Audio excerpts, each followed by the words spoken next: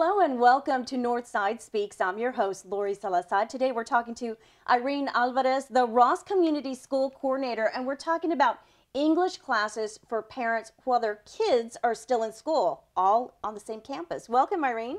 Thank you, Lori, for having me. Thank you. So again, the parents are attending classes right alongside their students pretty much. Yes. Tell me about this. Well, you know, when you look at, for example, technology, it changes every day. So we have to start thinking about what do we need to be doing differently so that not only are we helping our students, but we're also helping our families and our community. So when we started looking at the fact that our community was changing, our population was changing, and were coming to us with different languages, we know that we have to be ahead of the curve. And therefore, we can no longer expect to just translate information to our parents because that's what we've been doing for quite a while. You know, we send a letter home and we just translate it. But now we have to go, okay, what else can we be doing? We can't expect our kids to go home and say what we want to tell them. So we were like, okay, let's start offering classes here at Sul Ross so that our families can start coming in and learning the English language, and as well as being able to see what their students are doing throughout the day, and our kids can see what their parents are coming to class. Yes. So during the day, because I know a lot of these classes, and this is through ESOL, by the way, or Community Ed? It's through Adult Ed, yes, ma'am. Okay. So a lot of these classes are offered in the evenings or at other facilities during the day, but this is a first for it to be offered at a school when the children are still in school. Yes. Times have changed, and we now can no longer say, okay, we're just going to do it in the evening because it's good. Our parents are working sometimes 1 or 2 jobs, and therefore we have to go, okay, we need to do it where it's accessible. A lot of our families are going and they leave their kids at the half-day school at our feeder schools, and that gives them an opportunity to come up.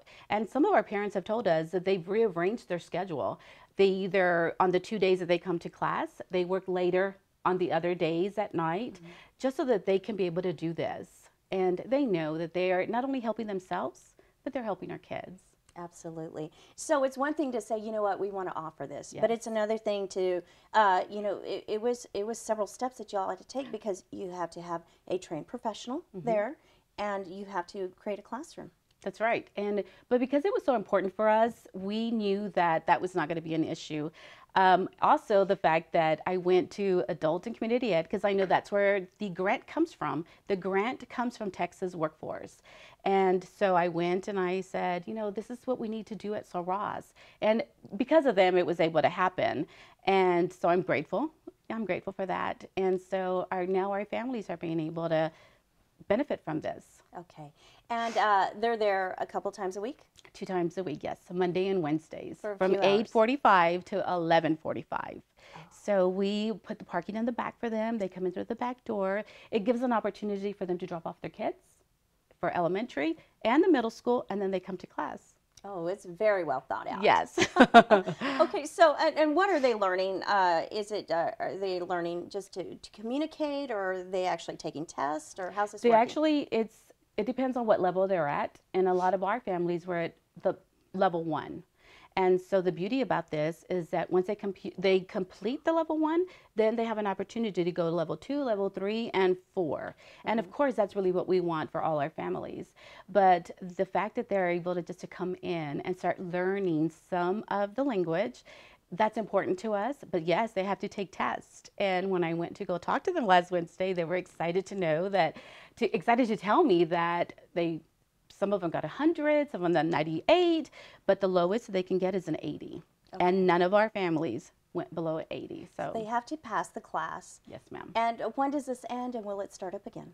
Well, it'll end in May, and then it starts up again. And depending on whether they passed or not, whether they continue level 1 or they move up to level 2. And yes, I'm going to hope and pray that we are able to continue to do it for our families. Okay, well, that certainly sounds like an amazing program there. Irene Alvarez, thank you for being here and telling us about this program being offered at Sul Ross Middle School for our parents. And we thank you for watching another edition of Northside Speaks.